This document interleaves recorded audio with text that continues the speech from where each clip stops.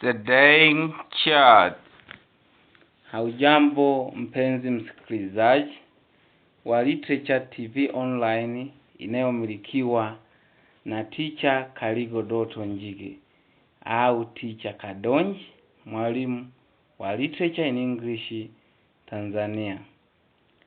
Napenda nikupe ujumbe pamoja na dhamira katika shairi pendwa linaloitwa The Dying Child. Maana yake ni mtoto mdogo aliyekonda. Hili shairi limeandikwa na Mtanzania anayefahamika kwa jina la Freeman Lwamba. Hebu tuangalie maana ya hili shairi linaloitwa The Dying Child. The dying child is a child who is poor body condition due to the lack of balanced diet. Or in another meaning, we can call the dying child is the dead child. Mpenzi msikilizaji, maana ya hili shairi the dying child ni mtoto ambaye afya yake sio nzuri. Anaonekana kwa sababu ya ukosefu wa mlo kamili. Maana ingine ni mtoto aliyekufa. The poem depicts the delusion of the poor class after independence. Shairi hili linaonesha maswala na dhamira ya umaskini hasa katika familia duni ambazo hazipati mlo kamili kama vile protein, fat, vitamin, wanga, matunda baada ya uhuru wa Tanzania. It shows that those in the poor class are still living in miserable life and that the whole promises have no value to them. Pia hili shairi la Freeman Lwamba anazidi kutuelezea kwa kuonesha tabaka la chini, yani maskini washakata tamaa na matumaini katika nchi yao. Baada ya uhuru hakuna kinachobadilika, kwani na wanaonekana kwamba hawana thamani katika nchi yao. The mother is so pessimistic and hopeless that she may not be able to live longer with her son because they have no food. Ndani ya shairi letu kuna mama ambaye ni mama mzazi wa mtoto aliyejikondea, mwenye afya mbovu, aliyepewa au kuzungumziwa na mwandishi Lwamba na kuitwa The Dying Child, akimlenga mtoto huyo. Tunaambiwa kwamba mama mzazi wa mtoto The Dying Child ashakata tamaa kabisa ya maisha. Pia hana matumaini yoyote na anajiuliza kuwa yeye hawezi kuishi miaka mingi pamoja na mtoto wake The Dying Child kwa sababu hana chakula chochote. Mpenzi msikilizaji, hili shairi linajaribu kutugusa maisha ya Watanzania yalivyo. Naenda sehemu yoyote, hasa maeneo ya vijijini: Shinyanga, Manyara, Kilimanjaro, Mbeya, Kigoma, Dodoma, Pwani, watu wanateseka. Ndio maana waandishi katuletea kazi yake ya shairi kutuelezea maisha tunayoishi. Dear listeners, listen carefully the poem The Dying Child, written by poet Freeman Lwamba. I read the poem. Nawaomba msikilize vizuri na kwa umakini. Nasoma shairi la Freeman Lwamba. Msomaji mimi, Manju wa Literature Tanzania, teacher Kaligo Dotto Njige from Shinyanga, Nindo ya Busaru Mwajiji village, ndo nilikozaliwa. The Dying Child. Thin and lead, skin and barred, the boy groans on the ground, swollen stomach, full of waste, thin legs, thin arms, twitch as the boy fight with flies over the empty plate. 10 years old, he looks older than 10 and younger than young, and so small as he wriggles Prisoners of his unproportioned board. Mother, shoot the boy. When I grow up, I will carry a gun and not a pen. My son, shoot the mother. My son, cried the mother. You will never live to carry a gun. There is no meat for us. Mpenzi msikilizaji wa Literature TV Online, napenda nirudie kwa kusema kwamba mwandishi wa hili shairi Freeman Peter Lwamba amejaribu kuonesha maisha halisi ya huyu kijana. Napenda nirudie kwa mara nyingine kuelezea kwa undani zaidi kwa hili shairi. Anamaanisha nini? Thin and red, nyembamba pia ni nyekundu. Skin and bald, mifupa tupu na yenye upara. The boy groans on the ground. Tunaambiwa kwamba kijana huomboleza kwenye ardhi. Huo ni ubeti wa kwanza. Tuangalie ubeti wa pili. Swollen stomach.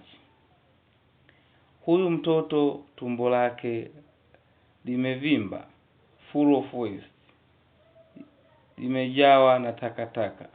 Thin legs, miguu yake ni miembamba. Thin arms, hata mikono yake ni miembamba. Twitch, ana mshtuko huyo mtoto. As a boy, ukimuona kama kijana. Fight with flies, akipambana na inzi. Over the empty plate, kwenye sahani tupu ambayo haina chakula. Huo ulikuwa ni ubeti wa pili. Tuangalie ubeti wa tatu. 10 years old. Mwandishi Bwana Peter Lwamba anatujuza mtoto anaonekana ni mwenye umri wa miaka 10. He looks older than 10. Ukimwangalia umri wake ni kama mwenye umri wa miaka 10. And younger than young. Tunaambiwa ni kijana mdogo sana kuliko rika la vijana.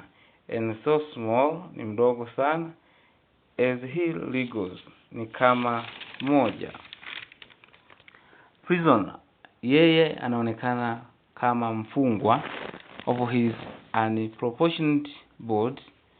Tunaambiwa huyu mtoto ana umbo lisiloeleweka, yaani mwili wake haueleweki. Ana tumbo kubwa halafu miguu miembamba. Mie najua kwamba mtu mwenye tumbo kubwa ana kitambi, mwenye miguu au mwili mwembamba hana kitambi. Mwembamba akiwa na kitambi, hicho ni utapiamlo, yaani kwa shako. Hasa kwa watoto wa miaka 3 hadi 7. Huo ulikuwa ni ubeti wa 3. Tuangalie ubeti wa 4. Mother, shoot the boy. Bwana Lwamba anatuambia mama mzazi anamkemea mwanae. When I grow up, mtoto anasema akikuwa, I will carry a gun, nitabeba bunduki. And not a pen, na sio kalamu. Mpenzi msikilizaji, hasa mwanafunzi wa vidato vyote, mwandishi Freeman Peter Lwamba ameonesha huyu kijana mwenye utapiamlo amekuwa amepata uelewa dhidi ya serikali ambayo haijali maisha ya watu wa chini, hadi anadhidi kumwambia mama yake akiwa mkubwa atabeba bunduki na sio kalamu. Haya, hebu tuangalie ubeti wa 5, ndo wa mwisho. My son, shoot the mother. Mwanangu, kemea mamako. My son, cry the mother. Mwanangu, nililie mamako. You will never live to carry a gun. Hautaweza kubeba bunduki.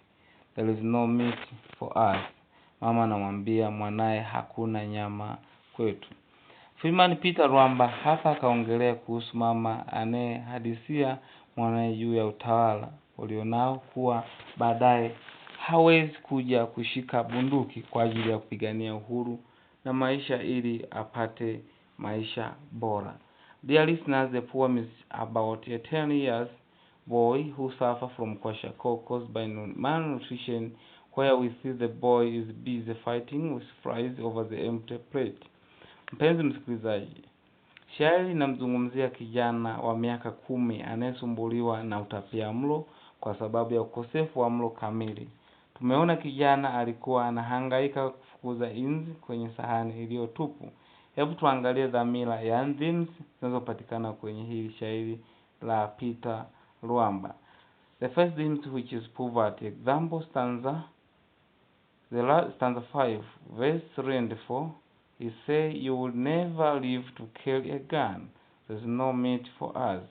Mwandishi kaonesha dhamira ya maskini ya huyu kijana mwenye kwashako na imeoneshwa katika mstari wa 3 na 4 akisema hawezi kubeba bunduki, hakuna nyama tutakayopata. Haya ni maneno ya mama mzazi wa huyu kijana ambaye is a dying child.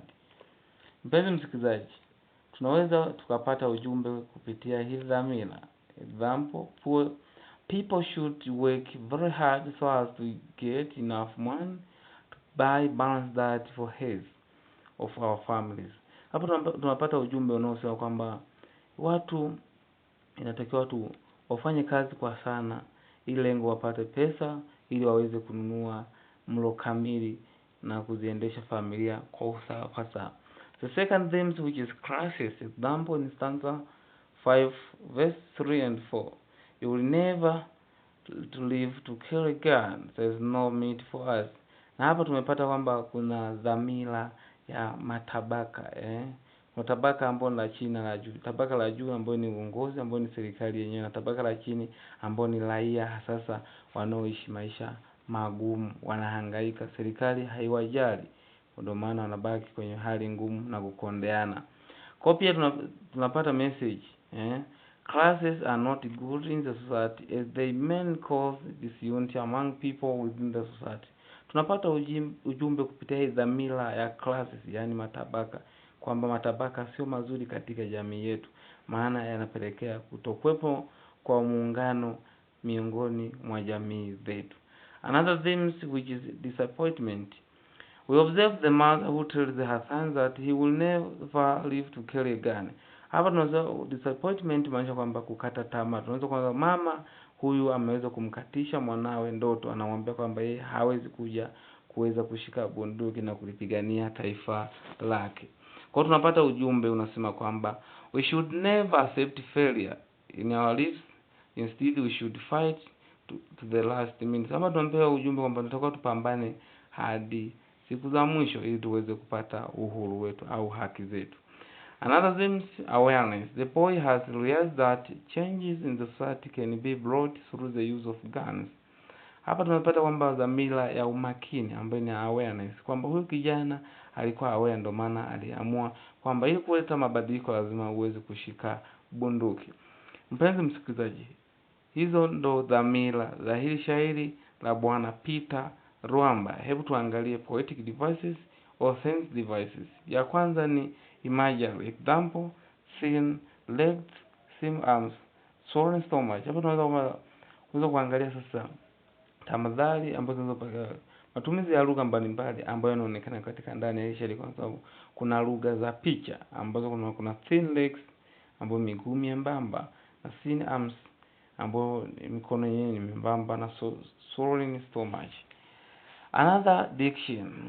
Example, skin, bird, things, swollen stomach. Diction ni ule uwezo wa mwandishi wa shairi kuchagua maneno atakayoweza kuyatumia kwenye hili shairi. Kwa mfano, skin associated with hunger. Neno skin lenyewe lilikuwa linamaanisha kwamba maana yake ilikuwa imelenga masuala ya njaa.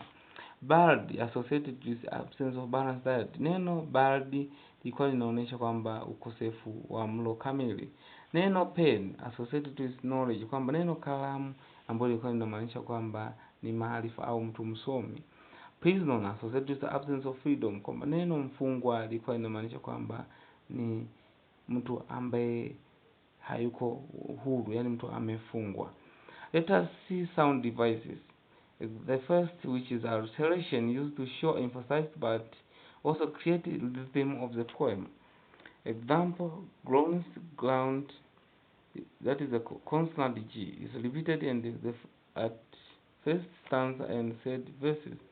Tunaona kuna maneno alliteration, hizo ni consonant ambazo zinazojaribu kuonekana kwenye katika ndani ya mstari wa shairi. Tumeona kuna neno iliyofuatana ambayo inafanana consonant, kwa mfano groans and glams, no consonant G. Mpenzi, in first stanza, the fourth verses, the word soul in the stomach, consonant S, kuna yenyewe tunaita ni alliteration. Mpenzi msikilizaji, hebu tuangalie maswali mbalimbali ambayo huulizwa kwenye mitihani ya NECTA moko. Maswali hayo kama yafuatavyo: what's the poem about? Kuna swali unaweza kuuliza kwamba shairi linahusiana na nini? Yani, it is about a son and a mother who live in absolute, kwamba shairi linahusiana na mhusu kijana pamoja na mama yake wanaoishi maisha magumu. What's the types of the poem in this? Ni aina gani ya shairi? It is a modern poem as it does not follow all poetic rules, but it is specifically a lyric poem since it is express strong feeling. Aina ya hii shairi ni shairi la kisasa, ndio maana ambalo halifati ulali wa mezani katika shairi. Kwa mitindo ya uandishi yenyewe halifati, lakini hii shairi pia ni shairi ambayo ni lyric, ambayo inaonyesha hisia, majonzi ya kuhusu huyu mhusika. Who is persona and how do you know? Persona ni nani na utawezaje kumgundua? The persona is an observer who narrates the life of the mother and her son. Tunaambiwa kwamba persona ni mtu anayeongea ndani ya shairi, kwamba persona mwenyewe inaonekana kwamba ni mtu ambaye ni mwangaliaji tu, mtu ambaye ni observer, anaangalia, kwamba ndio maana ameweza kutupa story ya huyo kijana pamoja na mama yake wanavyoelezeana kuhusu maisha magumu. He is not involved in this conversation but reported their words. Example, my sons shoot the mother. Kwamba yeye huyu hajaonyeshwa kwenye hii kazi, ndio maana yeye ameweza kutusimulia hadithi dhidi ya hawa watu. Another question may ask, comment on the structure of the poem. Kwamba unatakiwa uonyeshe au ucomment muonekano wa hii shairi. It is made up of 5 stanza of an equal length of verses, kwamba muonekano wa hili shairi kwamba ni shairi ambalo lenyewe lina beti 5 ambazo mistari haifanani kabisa. Another question may ask that comment on the language used, kwamba jaribu comment katika masuala ya matumizi ya lugha. The language which is used is a very simple language, but there is some of figure speech which is used in these poems. Kuna lugha iliyotumika ni rahisi, na kuna tafadhali za semi zilizotumika kwenye hili shairi, kwa mfano symbolism. Example, symbolism: guns symbolize revenge, kwamba neno bunduki iko inaonesha revenge, yani malipizano au risasi. Pens symbolize education, kwamba kalamu yenyewe inaonesha kwamba ni elimu. Empty plate symbolize poverty, kwamba sahani ambayo iko tupu inamaanisha kwamba umaskini, kwamba hakuna chakula chochote. Meat symbolize food, kwamba nyama ina symbolize chakula. Another figure of speech is paradox. Paradox means contradiction statement, kwamba statements ambazo hazieleweki, ukisoma yenyewe haionyeshi au haieleweki kabisa moja kwa moja. He looks older than 10 and young than younger. Kwa neno paradox ambalo ukisoma sentence kama hapa haieleweki kabisa. He looks older than 10 and younger than, ya kwamba muonekano wake ni mzee wa kuliko miaka 10 na kijana kuliko vijana wenzake. Haya ndo maswali ambayo hupendwa sana kuulizwa kwenye mtihani, hususan katika masomo mawili, yani English language pamoja na literature in English. Hapa ndo nimefika mwisho wa uchambuzi wa hili shairi la Bwana Freeman Peter Lwamba. Huyu ni Mtanzania mwenzetu. Mimi ndo mchambuzi wa hili shairi, teacher Kaligo Dotto Njige, mwalimu fasihi ya Kiingereza. Napenda kuwashukuru kusikiliza uchambuzi wa shairi. Napenda nikuombe usubscribe channel yangu ya Literature TV inayohusiana na uchambuzi wa vitabu vya fasihi, bila kusahau kulike, kushare pamoja na comment chini ya hii video.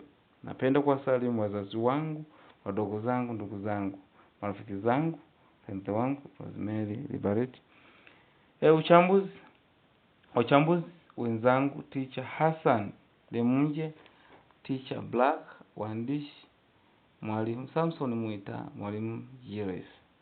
Asanteni sana. Kwa majina naitwa Teacher Kadonji, the man of literature from Tanzania, Shinyanga Nindo, ya Busaro ndo nikozaliwa mwaka 1997 mwezi wa 10 tarehe 15.